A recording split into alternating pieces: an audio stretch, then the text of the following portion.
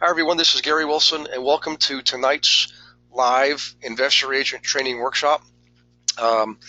This was our weekly live webinar, and we do have people on who've been through some of the other training programs. And if you have been in the program long enough, guys, and you're producing, and you do want to look at investing yourself, please let me know. Just you've all got my phone number. Call me, text me, or email either Beverly or I, and we can show you what's available. As an active student, everything else that's out there, obviously, if you should know this by now anyways, you get it for half price. So you can take one of the programs like other students have and focus specifically on a specific subject like flipping, buying rentals, wholesaling, managing properties for others. When you feel ready to discuss that, let us know first. We'll do a quick interview, and then you decide where you want to go from there. But in any case, back to, and this has come up a lot lately. That's why I'm mentioning that. Okay, back to tonight's webinar. It's kind of a unique subject. It has to do with REOs and working with banks, and the reason it is coming up a lot lately, and I know why, because I'm also getting increased requests for BPOs. So we'll talk about BPOs and how they relate to you, whether you should do them or not, and that type of thing. All right. So I'm going to tell you how you actually can work with these asset managers, okay? There's certain things you need to know. There's certain places you can go for help. Obviously, I'm consider me a resource because I've done thousands of them, and I've had dozens of accounts over the years, including the big one. I had HUD.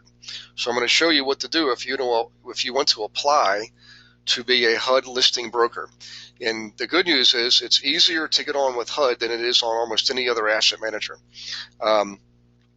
They give everybody a fair shot, and they've proven it. They demonstrated it with their experience and their track record.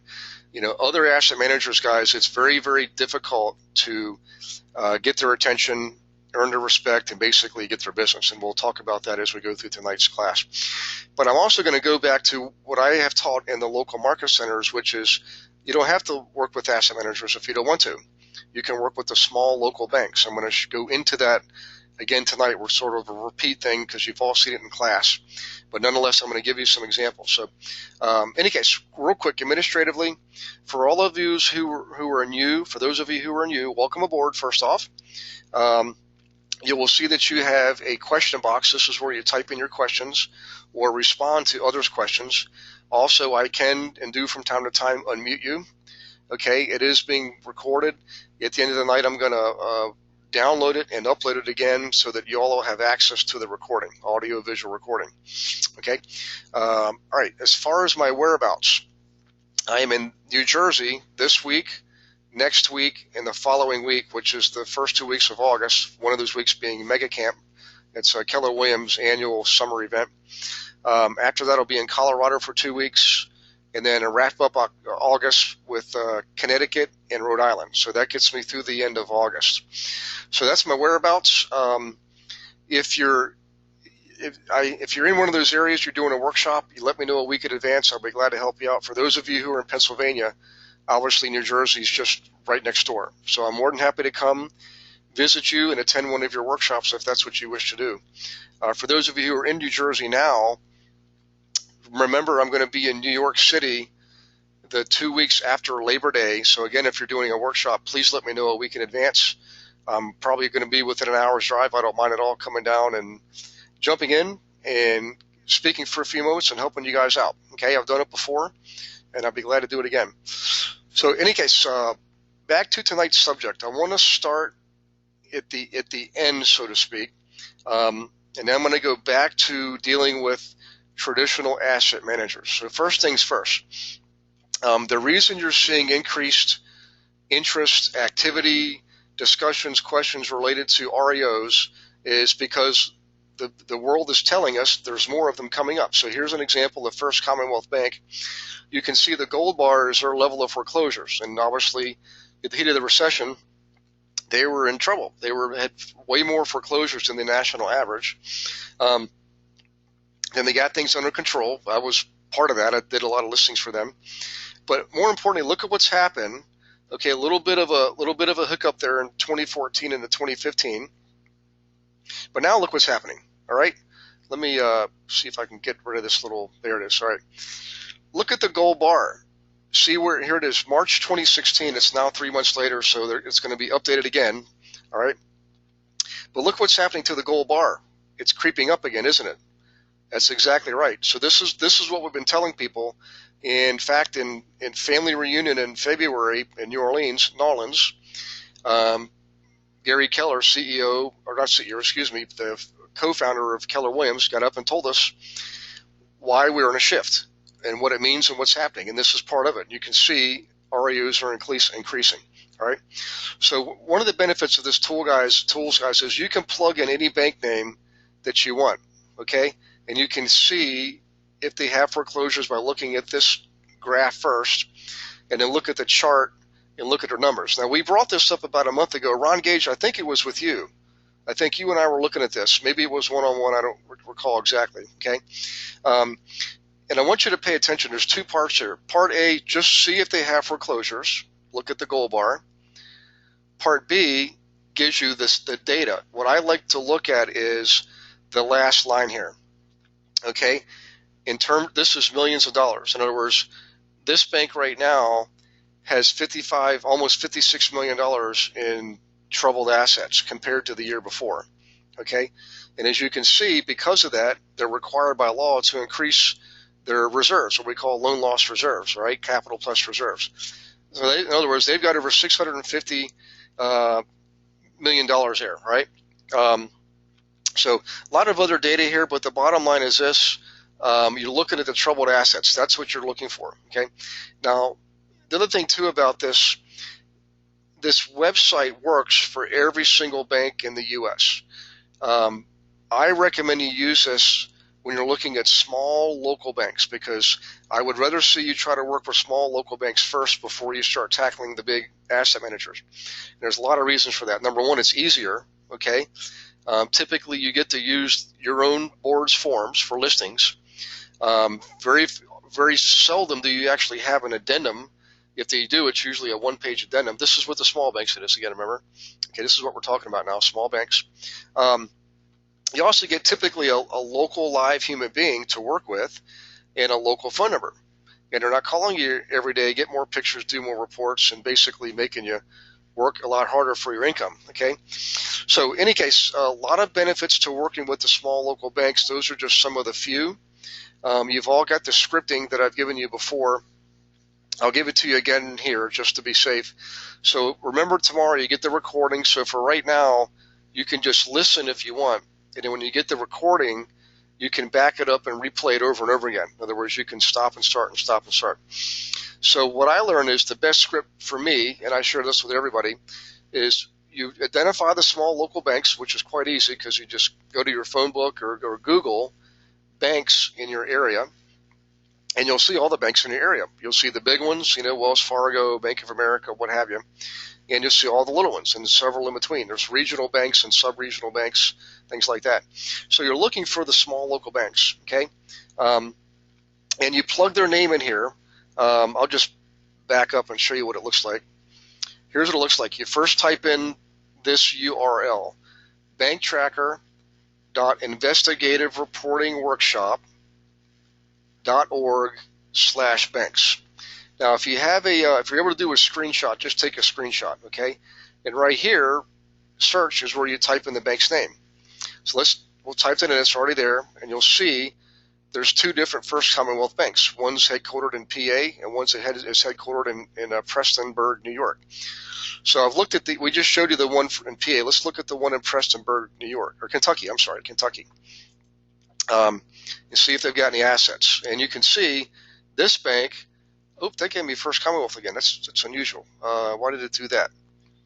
I think this is Preston's. It is Preston. I'm sorry, Prestonburg. And you can see they've been well below the national average. But look, their numbers are also increasing. Since 2011, they had a nice spike in 2013. But consistently, in the last 5 or 6 years, they've been a number of defaulted mortgages, troubled assets has been increasing. And there's a spike. They're in the middle of a spike right now. So you see what I'm saying, guys? This isn't just a fluke. This is really happening. And you can see this is probably a small bank. They've only got a little more than $1,650,000 in troubled assets, okay?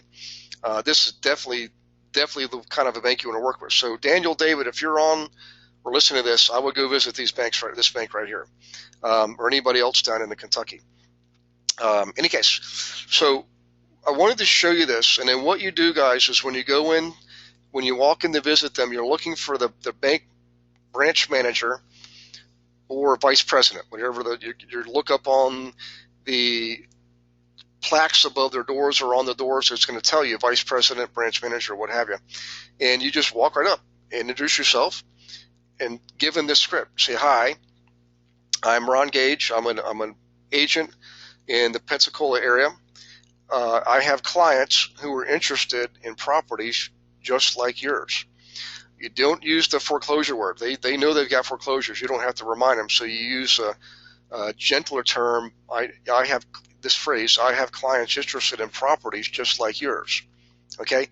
And you don't want to say, oh, I've got this neat tool that tells me that you got foreclosures. They already know that. So in any case, the next thing you want to say is this. I just want to sell one property. Let's do one together. If you like the results, then perhaps we can do more.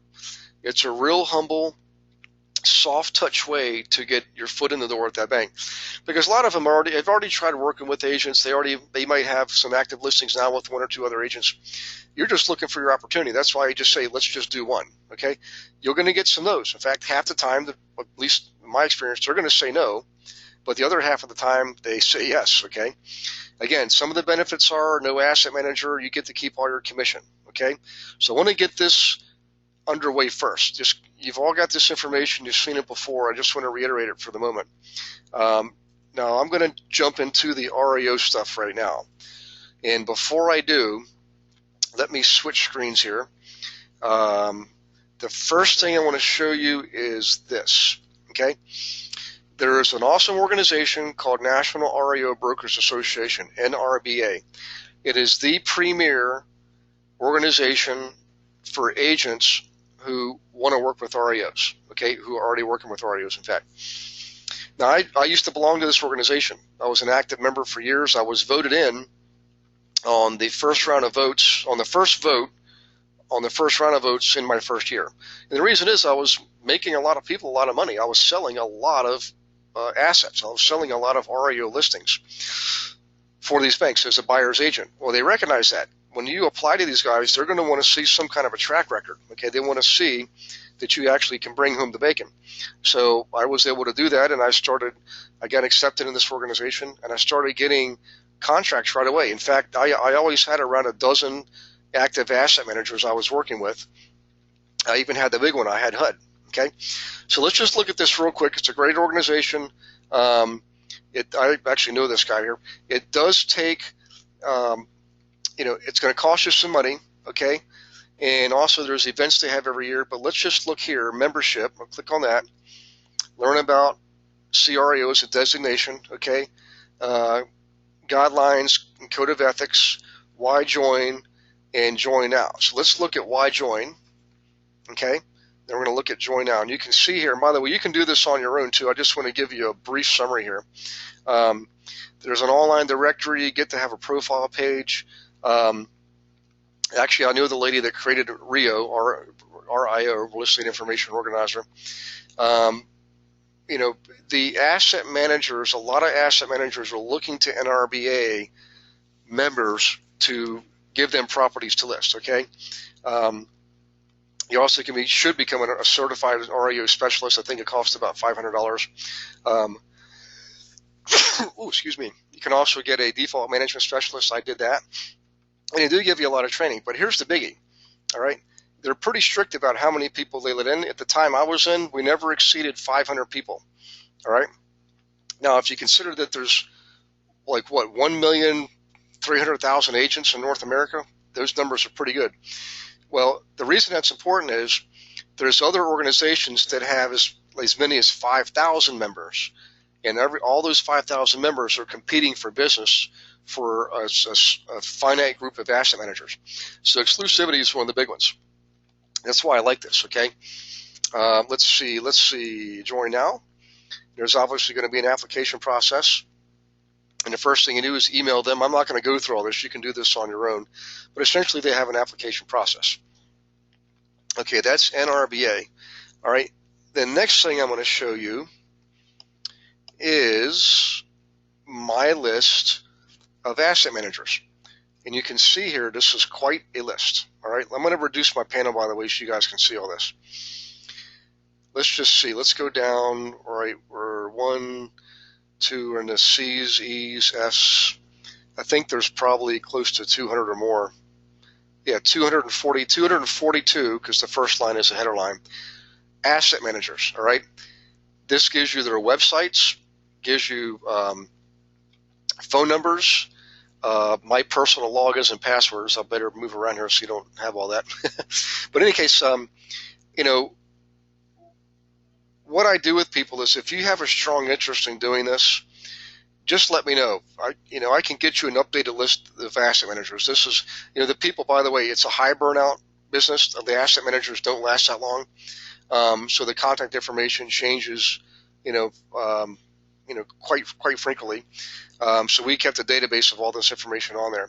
In any case, if you have a strong interest in this tonight, when we're done, guys, please let me know, voicemail, text, email, and we're working on it together. Okay. This is the big boy thing. All right. And if big boy or big girl, excuse me, and if you want to tackle it, let me know and I'll help you through the process. Okay. So that's my list right there.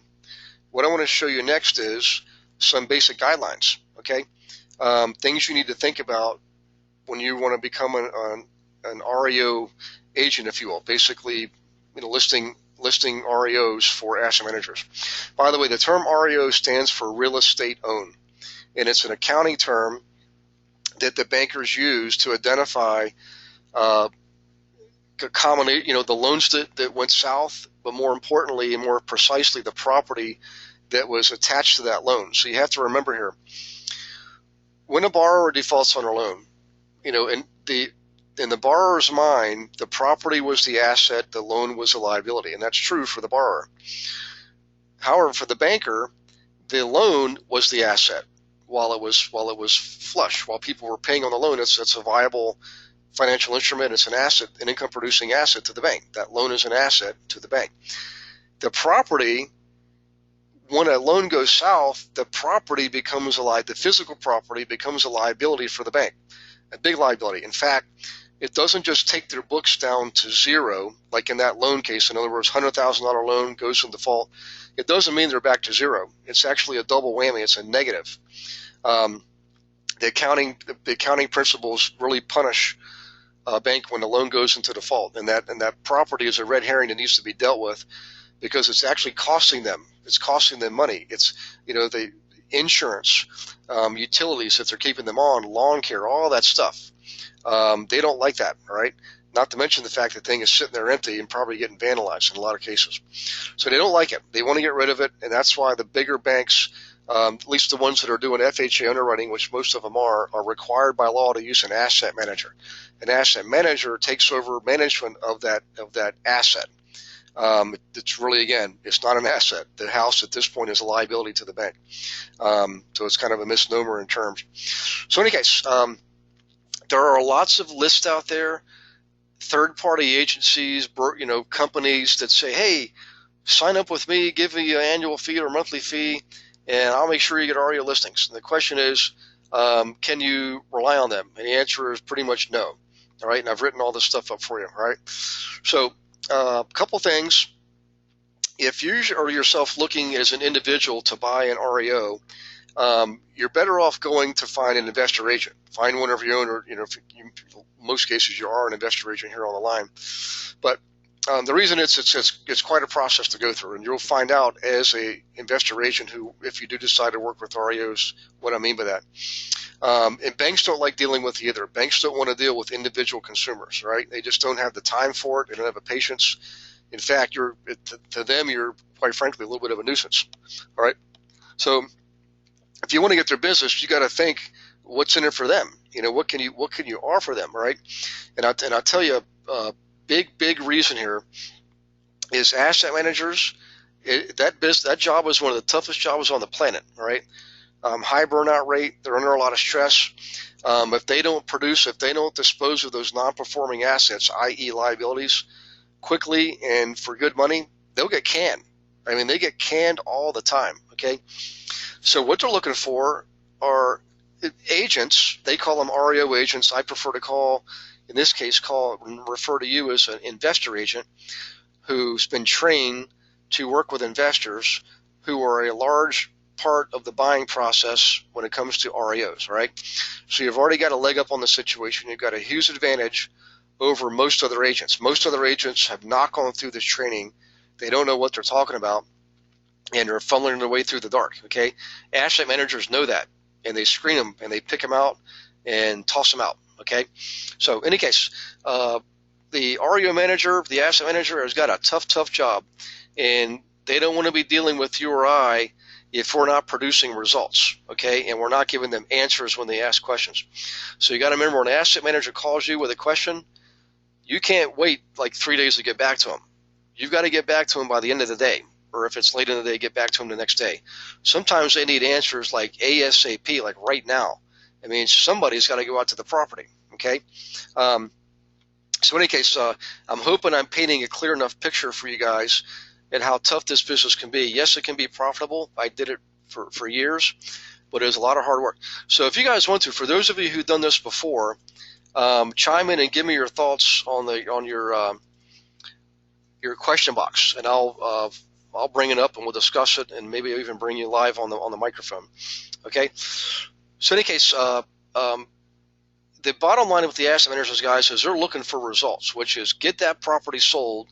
And get it sold fast, and get it sold for the most amount of money with the least amount of headaches. That sounds typical, but that's these guys are that's what they want, but they want it on steroids. Okay.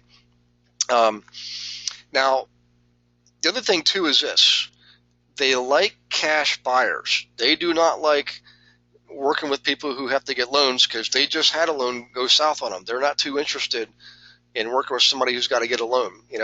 And by the way, in case you're curious, if you want to buy a property from a bank, yes, you can pretty much guess they're not interested in financing that property. Some of them will, but most of them will say, no, we've had the property, we've owned it, we had a loan on it, the loan went south, we want to get rid of it. Okay, so don't be surprised by that response when you ask that question. Here's what they're asking. In their minds, they're asking, are you going to make their lives easier? And you need to demonstrate that you can do that, okay? There's a number of things I'm going to go over here in a minute. I'll give them to you verbally. You can write them down. But a couple things to think about here. There are a lot of people out there now doing what we call buying paper. In other words, they're buying tape or blocks of loans, okay? I used to be one of those guys, and I used to work for including asset managers, I used to work for a hedge fund. And the hedge funds were buying up tapes also, big chunks of loans. All right. The reason they do that is they can take care of a lot of business in one move, one transaction. All right. There's no need for a lengthy, expensive foreclosure process. They eliminate maintenance insurance costs, and they can really reduce the transaction costs a lot. In any case, the foreclosure process obviously is expensive. If you've ever gone through it yourself, you know what I'm talking about. So in any case, the banks there's a lot. They're facing fees, all right, penalties, legal fees, insurance, all kinds of costs. They want to get rid of this thing. So what they're looking for you to do, and this is where the hard part comes in, they want to know, what can you do to make their lives easier? And here's some things you can do. They all need BPOs. So if you're going to list REOs, just get used to the fact you're going to have to do a BPO, which is a broker price opinion. It's like a mini appraisal, but nowadays they're actually more like appraisals. If you know you're going to get a listing, you're going to have to do at least one BPO, and they'll have two other realtors do the other BPOs. Okay, usually they'll do 3. What you should say is, we have a 24-hour turnaround on BPOs. Okay. You also want to say things like, we sell our listings faster than everyone else. You need to demonstrate this. In fact, I used to have a letter. I wonder if I can get a hold of that letter for you. It would put in there all of my stats. I would say, I sell 99% of my listings in 30 days or less for 98% of asking price, that kind of thing. Also, maintenance and repairs is a big deal for these guys. I'm going to talk about this more in a minute, okay? But if you don't have maintenance guys that you work with, like on your team or under contract, you're going to have to find them. You're going to have to pay them, okay? In most cases, in some cases, the asset manager will pay them directly, and otherwise, so you pay them, the asset manager reimburses you.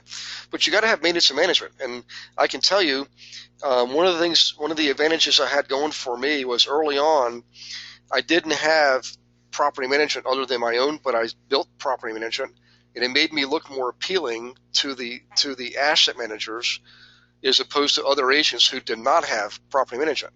Okay, you follow what I'm saying? So, in any case, they don't like, the asset managers don't like managing vendors. They want to have you do it. Okay. Also, you can guarantee it. You can say, look, hey, if we don't sell this property in 6 months, we'll buy it. All right. Let me reduce my pen in 1 second, or just make sure I'm getting all the words in here. Just remember, at the end of the day, it's not about you. It's all about them. You need to think, what is an asset manager going through, and how can you solve their problems and eliminate their headaches, and this is how you do it. Okay. So let me do this. Let me jump into a little bit more detail right now, and I want to show you how you can apply for one of the asset managers. Okay. So first things first, I want you to get a pencil or a pen and start writing some things down here. There's several processes that you as an REO listing agent will be required to perform. One of them is called cash for keys. See, a lot of times these banks have taken over a property in foreclosure, but the occupants are still there, or perhaps it was being used as a rental, so the property was being leased through a rental agreement, through a lease to a tenant who the bank wants to get out of there. All right. Now, they don't want to go through all the legal mumbo jumbo. They don't want to go through foreclosure. They don't want to go through eviction, anything like that. So what they do is they have you come up with an agreement. You negotiate with the person occupying the property.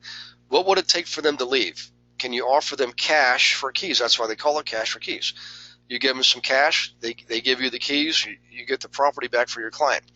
So you have to have a process in place for that, and it's quite easy. It's really not that much more complicated than what I just described there, but there are some forms involved, okay?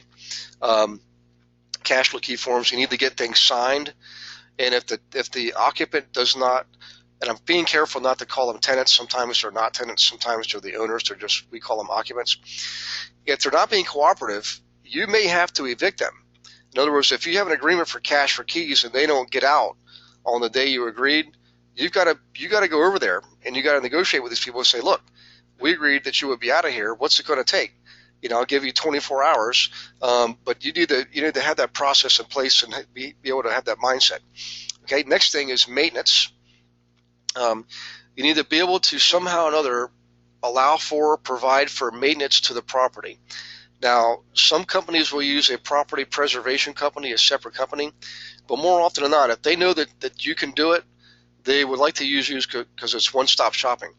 But this is why you want to join your local REO groups. One of the reasons, find out who the good service provider are for contractors, roofers, lawn care, electrical, plumbing, on and on and on, so that you have a list of people you can call on a moment's notice, all right, particularly for emergencies.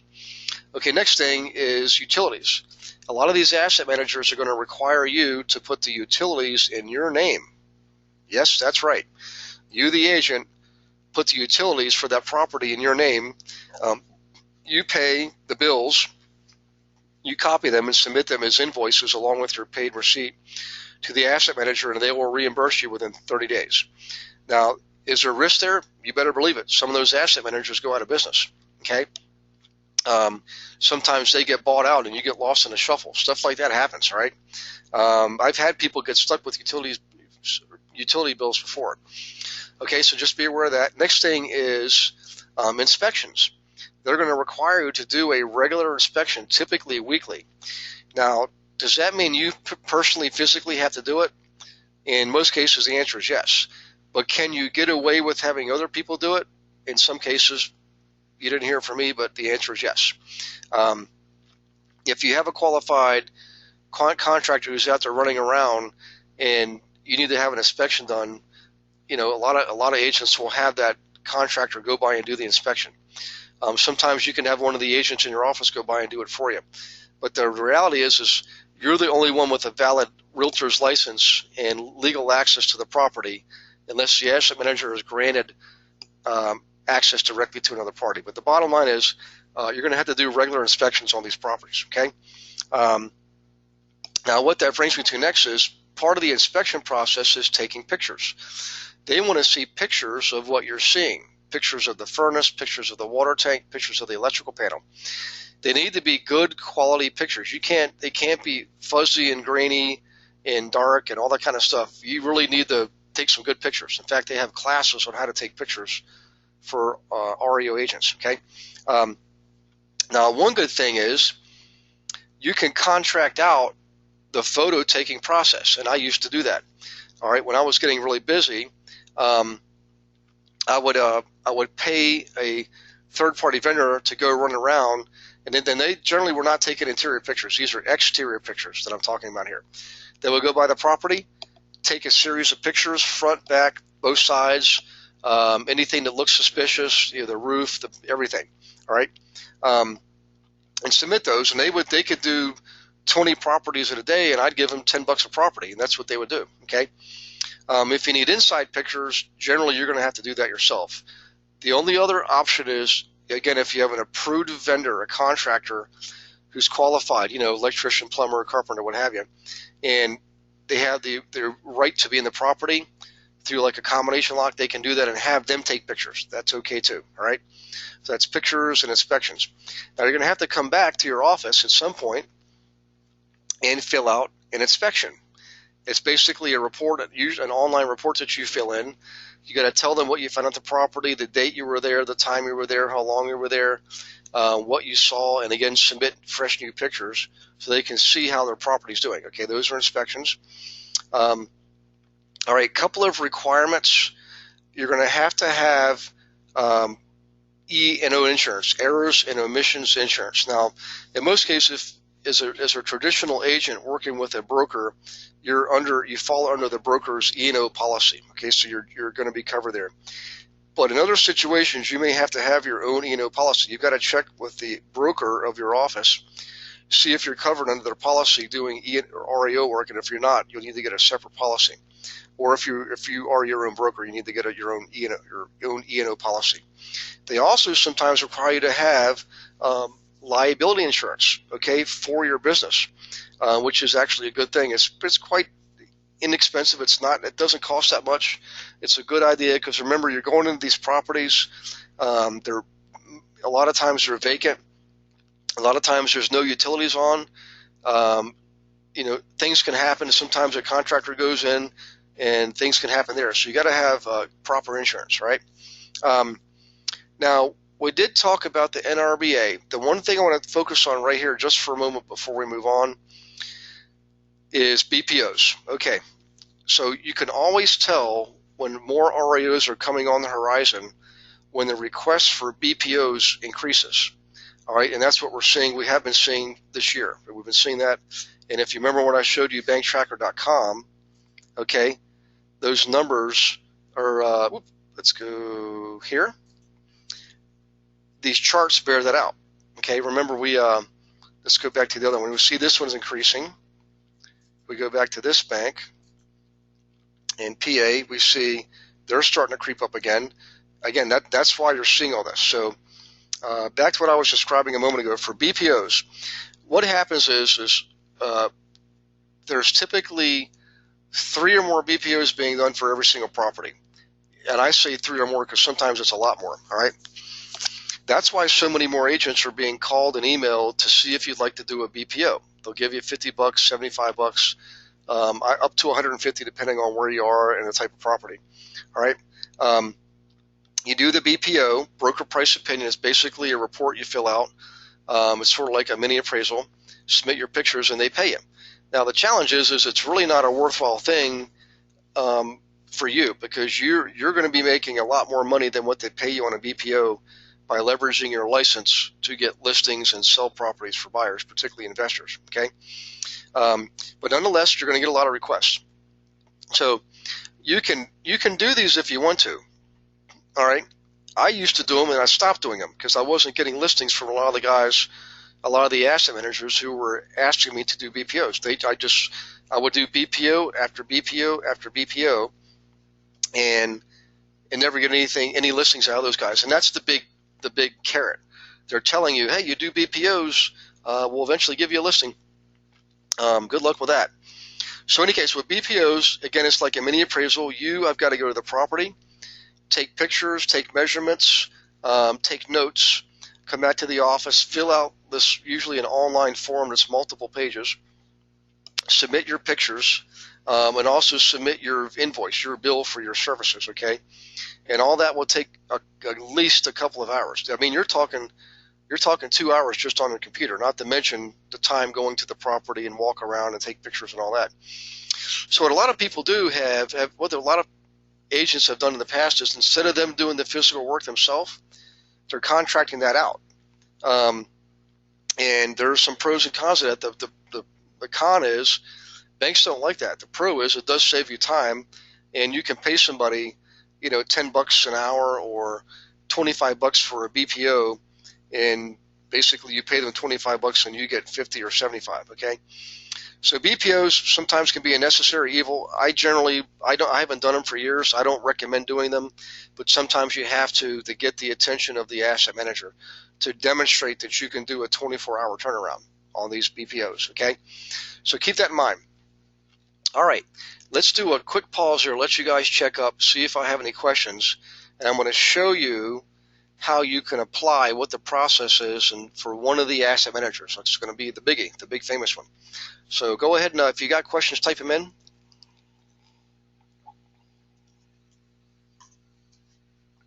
Okay, let me check here and see if I've got questions. I already covered that one. That was Rhonda's.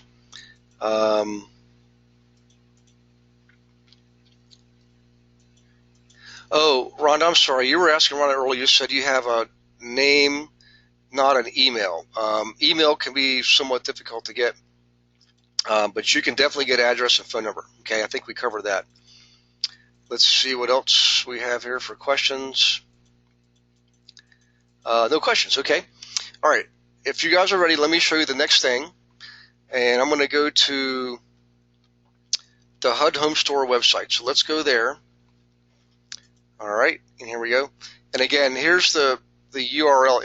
All of you got the link or the URL in your material. And by now you should have saved it to your browser, your address line. So you can pull it up whenever you want. But this particular page is, if you go, I'll just start at the beginning. Let's go to HUD Home Store. All right. And in order for you to make offers on HUD properties on behalf of agents, it's not enough just to be a licensee in your state. You got to fill out what's called a NAID application. You need an NAID. Okay. So let's go there and look at this process. It's actually quite simple, to be honest with you. By the way, if you're curious, yes, I'm going to show you what to do if you want to try to be a listing broker for HUD. I'm going to show you what to do next. Okay. But the first thing you do is you go to this screen right here. You clicked on NAID application. It brings you here. All right. You can see if you're already done this, you can see what your current status is by going here. But here is the process. Okay. Selling brokers must provide. This is you. You're not the listing broker. You're the selling broker. You actually got the property sold by being a buyer's agent. Okay, this is your block right here. You can see there's a form 1111. There's also IRS letter 147C. All right. Social Security card, employee ID number, all this stuff is on there. Okay. You need a copy of your real estate broker's license with expiration date from your state, copy of your driver's license, and a recent utility bill or bank statement supporting the address or company where the broker's name is shown. In other words, let's say you're working for Smith Realty in Atlanta, Georgia. Okay, they're going to want to see gas bill, water bill, electric bill, what have you, for Smith Realty and the name of Smith Realty for that address, for the business address, okay? But let's real quick here, look at this. Oops, it used to be a hot link. Nope, it's not hot anymore. I'm always going to show you the actual 111A. It's really, you can just Google 111 and 111A and you'll get those forms pop up there. Also, IRS letter 147. So I don't want to go into all that because that's all basically menu driven and well, I was going to say user friendly. It's self-explanatory. Okay.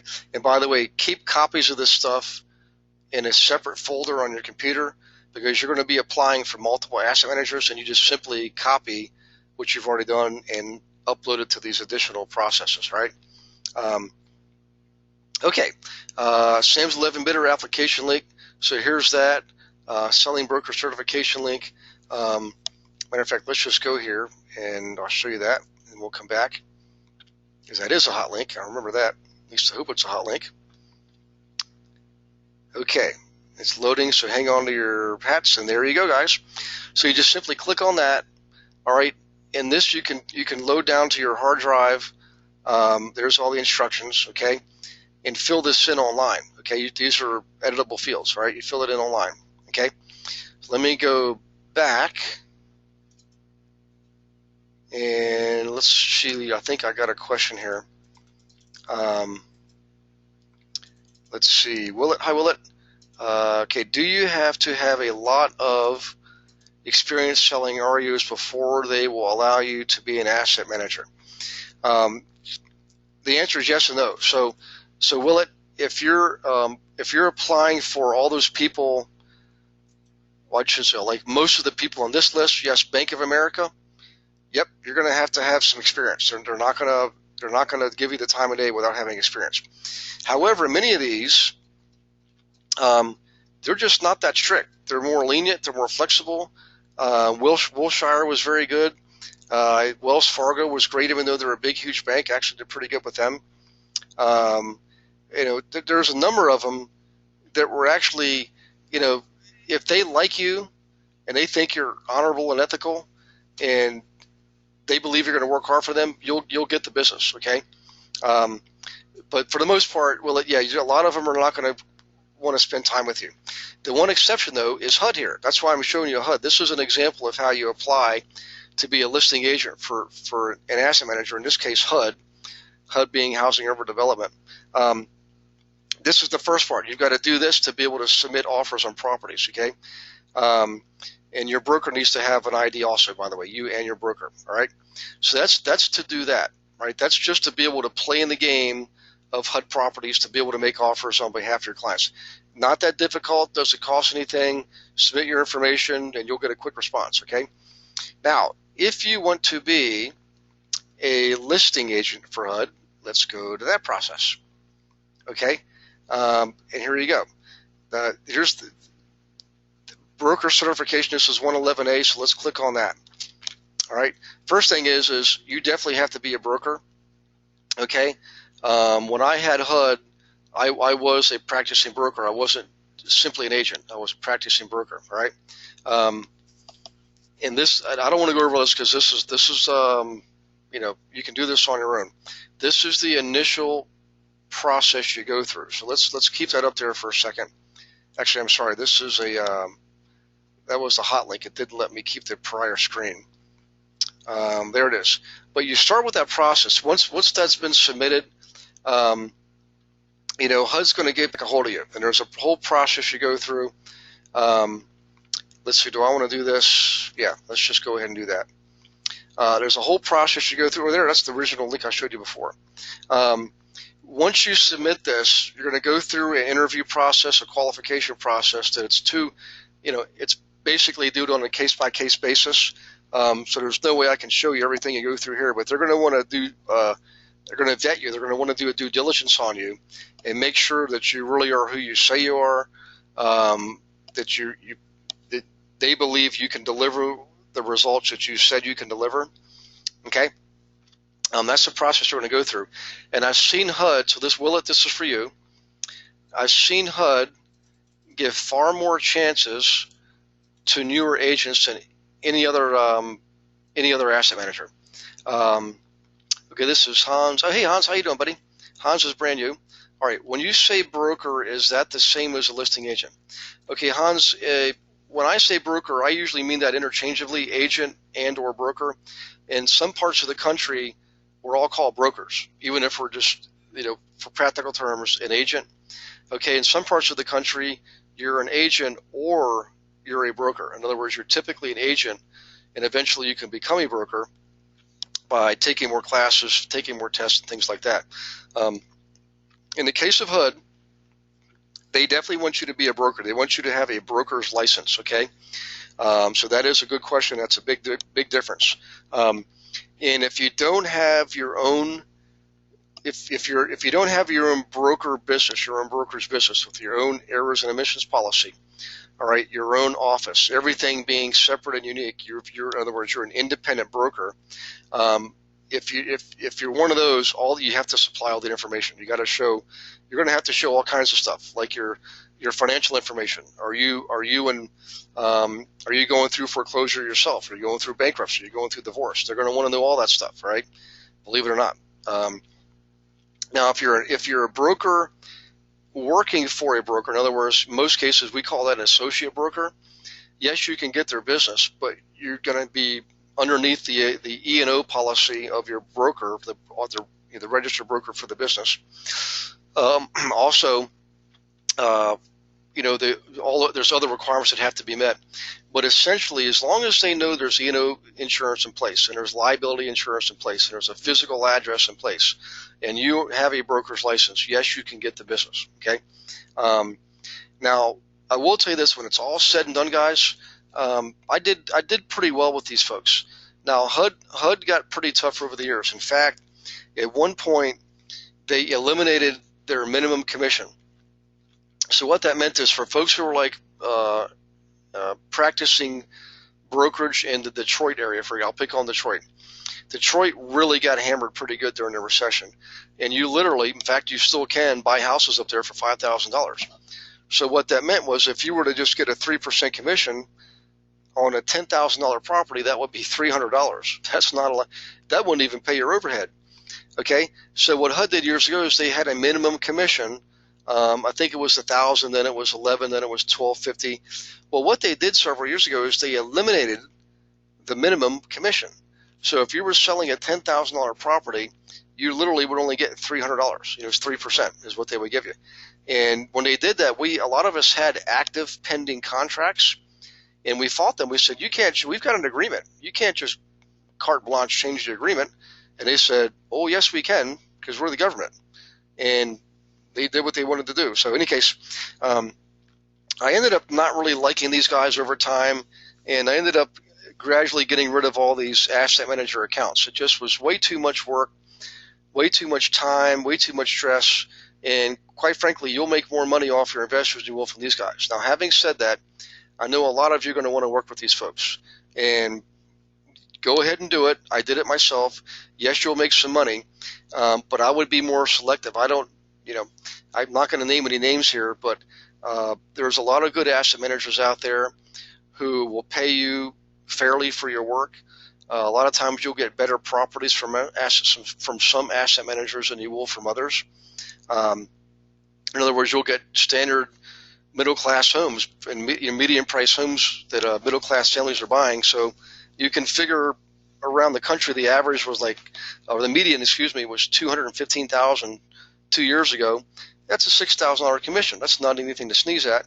If all of my REO listings were $200,000 listings, I probably would have kept all those accounts. Okay, so you're gonna have to take the good with the bad, I guess is what I'm saying. All right, let me see if there's any more questions, guys. That's it for the material for the night.